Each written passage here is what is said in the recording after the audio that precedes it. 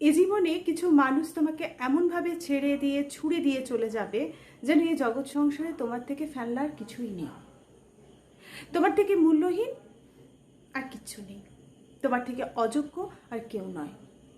যেন তোমার সঙ্গ ভীষণ অস্বস্তিকর, যেন তোমার অস্তিত্ব না থাকলেই ভালো হতো, যেন তোমাকে ভুলে যাওয়া থেকে সহজ জিনিস আর কিছুই হয় না। তারা যেতে যেতে তোমার মনের মধ্যে পুঁতে দিয়ে যাবে অসংখ্য প্রশ্নের বীজ। সব থেকে বড় প্রশ্ন নিজের প্রতি। তখন কিছুটা সময় দিতে হয় নিজেকে। নিজের প্রশ্নের বীজ পুঁতে দেওয়া হয়েছে মনের মধ্যে, তার উত্তর খুঁজতে হয় নিজেকে। এবং তারপর একটা সময় আসে যখন বোঝা যায় কাল অবধি যা ক্ষতি বলে মনে হচ্ছিল, আজ মনে হচ্ছে আসলে তা ভালোর জন্যই ছিল। একটু সহ্য করে নিয়ে, একটু যন্ত্রণা পেরিয়ে এলে বোঝা যায় কিছু চোখের জল আসলেই ভবিষ্যতের সুখের পূর্বাভাস। কিছু প্রশ্নের বীজ আসলে ভবিষ্যতের ফুলে ভরা গাছ।